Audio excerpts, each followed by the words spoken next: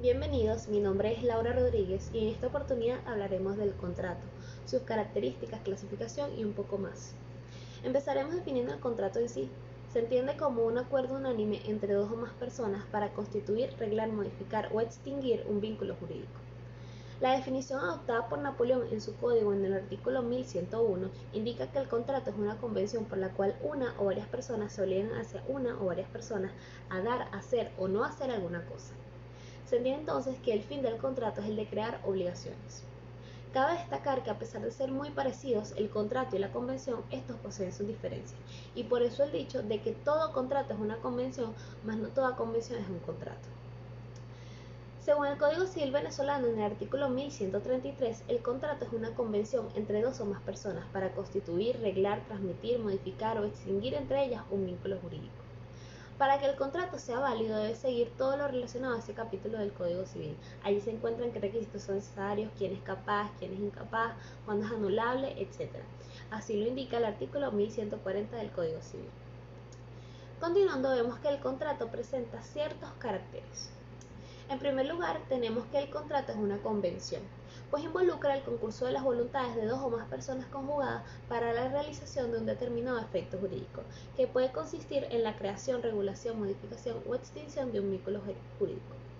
Luego tenemos que el contrato regula relaciones o vínculos jurídicos de carácter patrimonial susceptibles de ser valorados desde un punto de vista económico. Esto se entiende claramente ya que el contrato es el elemento mayor utilizado y el más apto para regular las relaciones económicas y relacionadas con dinero. Este produce efectos obligatorios para todas las partes, ya que el contrato es la manifestación de voluntades de las partes contratantes. Allí empieza una serie de responsabilidades para ambos, las cuales fueron pautadas previamente y deben cumplirse para darle efectividad al contrato. Luego tenemos que es fuente de obligaciones. Es posible que el contrato sea de hecho una de las relaciones que crea mayor número de obligaciones entre las partes que lo conforman. Continuando, tenemos que la doctrina ha clasificado el contrato de un modo general y desde varios puntos de vista. Tenemos entonces la clasificación general de las obligaciones. En primer lugar, según surjan obligaciones para una o para ambas partes, los unilaterales y los bilaterales sinalagmáticos, que a su vez se subdividen en bilaterales sinalagmáticos imperfectos y perfectos. Estos se encuentran plasmados en el Código Civil venezolano en el artículo 1134. El unilateral es cuando solo surgen obligaciones para una sola de las partes contratantes. Aquí solo uno es deudor y el otro es acreedor. Tenemos ejemplos como el mutuo en el artículo 1735 y la donación en el artículo 1431 del Código Civil. El bilateral es cuando surgen obligaciones para ambas partes contratantes, es decir, cada una de las partes se encuentra obligada frente a la otra, son recíprocamente deudores. Ejemplo de esto tenemos la venta en el artículo 1474 y el arrendamiento en el artículo 1579. Decíamos que este se subdividía en sinalagmático perfecto e imperfecto. El perfecto es donde ambas partes desde un principio son acreedoras y deudoras simultáneamente. Así ocurre en los casos de venta y de arrendamiento que mencioné anteriormente. Y en el sinalagmático imperfecto, en un principio solo produce obligaciones para una de las partes, pero en el curso del desarrollo hace o pueden hacer surgir obligaciones para ambas partes. Ejemplo de esto es el depósito en el artículo 1749 y 1733 del Código Civil y el comodato en el artículo 1724 y 1733 del Código Civil. Tenemos la importancia de la distinción de este tipo de contratos, y es que dado a los que los contratos bilaterales las partes se obligan recíprocamente siendo simultáneamente deudoras y acreedoras, se explica entonces por qué si una de las partes no cumple su obligación no puede tampoco exigir que la otra cumpla la suya a la vez. La parte a quien no se le ha cumplido pero que es demandada por cumplimiento de su propia obligación puede manifestar que no cumple esa obligación mientras la otra a su vez no cumple con la suya. Esto solo es posible en los contratos bilaterales, artículo 1168 del Código Civil. Ahora, en el mismo supuesto anterior, cuando una de las partes no ha cumplido con la obligación, la otra puede pedir la terminación del contrato y que las partes vuelvan al estado de antes de la celebración del contrato. Y esto también es solamente posible entre los contratos bilaterales, el cual está establecido en el artículo 1167 del Código Civil. De segundo tenemos, según el fin perseguido por las partes. Tenemos entonces el gratuito y oneroso, está plasmado en el Código Civil en el artículo 1135. Los gratuitos son aquellos contratos en los cuales uno de los contratantes se propone proporcionar al otro una ventaja sin equivalente alguno. Estos a su vez se subdividen en desinteresados y liberalidades. Los desinteresados, llamados también de beneficencia, es en donde una parte procura una prestación en beneficio de otra, pero sin empobrecerse ella misma. Y las liberalidades presentan la particularidad de que la parte que realiza una prestación en beneficio de la otra se empobrece, es decir, al ejecutarla disminuye su patrimonio. Luego, los onerosos son aquellos contratos en los cuales cada una de las partes procura tener una ventaja mediante un equivalente contraprestación. El signo característico de un contrato a título oneroso es que las partes persiguen, al cumplir su prestación, una contraprestación que les sirva de equivalente o ventaja, y no necesariamente debe constituir dinero. La clasificación de un contrato como gratuito y oneroso adquiere especial importancia en diversas y numerosas situaciones, de las cuales señalaremos en primer lugar que en materia de acción pauliana, para cuya procedencia los actos a título gratuito del deudor insolvente se presumen fraudulentos de un modo refragable, y también en materia de pago de lo indebido. La solución dada por el legislador cuando el tercer requiriente es a título gratuito es distinta a la solución contemplada cuando lo es a título oneroso. Y también es relevante ya que en materia fiscal los actos a título gratuito son gravados de un modo más elevado que los actos a título oneroso. Luego, en tercer lugar, tenemos según que dependan de un hecho casual o no, los conmutativos y los aleatorios. Los conmutativos, en estos contratos la determinación y extensión de las prestaciones es fijada por las partes en el momento de la celebración del contrato. De allí que se afirme en la doctrina que en los contratos conmutativos las partes conocen de antemano la extensión de sus prestaciones. Y luego los aleatorios, este se encuentra plasmado en el artículo 1136, indica que las prestaciones de una o alguna de las partes dependen de un hecho casual, denominado también alea, y por lo tanto varían en su extensión si el hecho produce o deja de producirse. Cuando el contrato se celebra, las partes desconocen la extensión de las prestaciones de un modo determinado, sino que tal circunstancia dependerá o no de la realización del hecho casual previsto.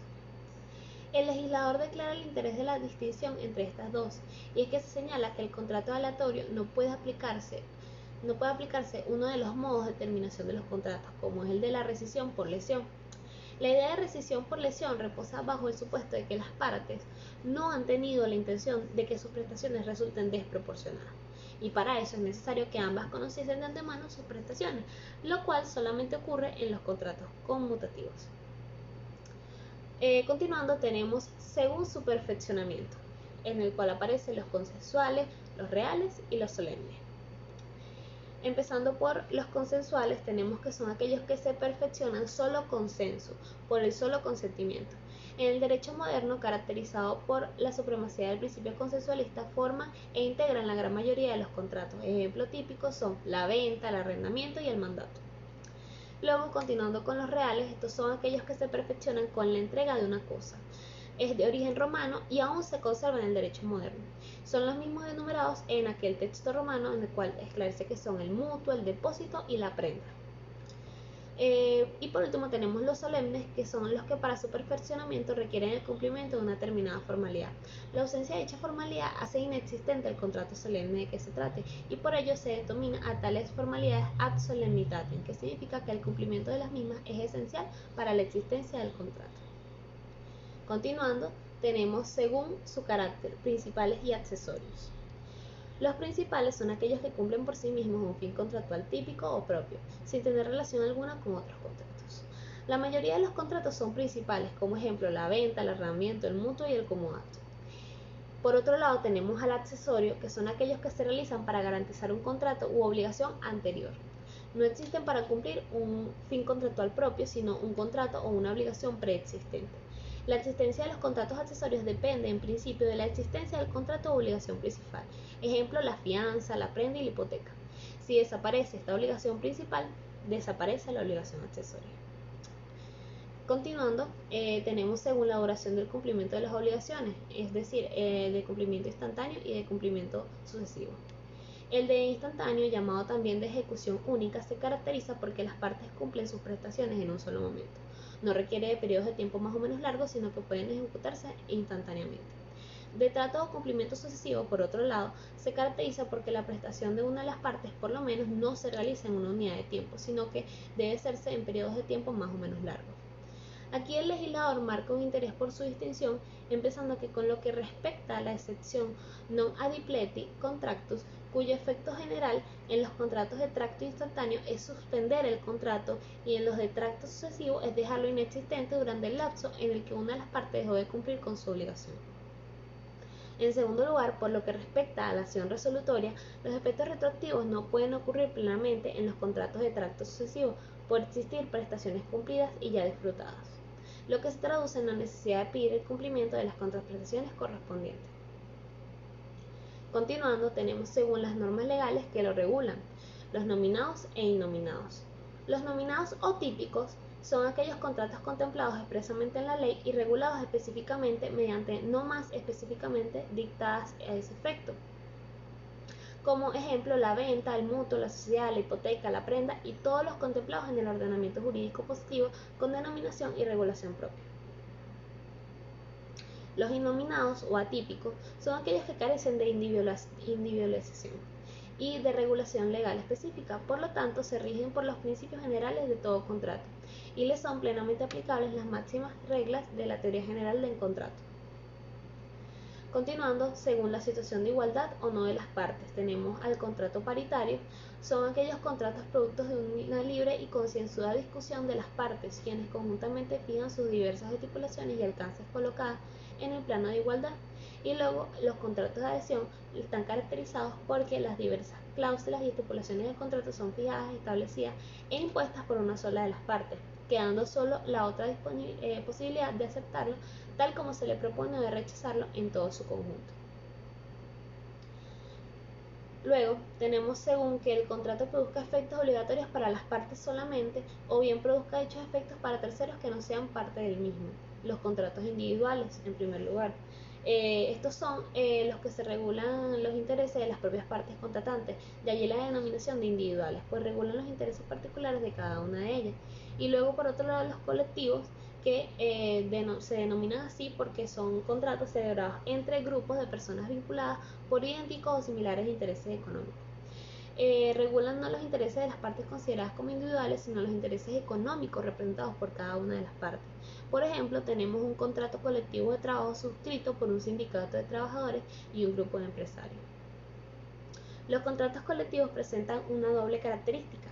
En primer lugar, son obligatorios para todos los integrantes, aunque algunos de estos no fuesen partidarios del contrato. La decisión de la mayoría vincula a la minoría. Y en segundo lugar, son obligatorios aún para terceros que no formen parte del contrato, pero que quieran en el futuro contratar con alguna de las partes. Por ejemplo, encontramos el contrato colectivo celebrado entre un sindicato y una empresa. Es obligatorio que para los trabajadores que en el futuro entran a laborar en la empresa y que no formaban parte del sindicato cuando el contrato se celebró. Esto se encuentra en el artículo 46 al 48 de la Ley del Trabajo.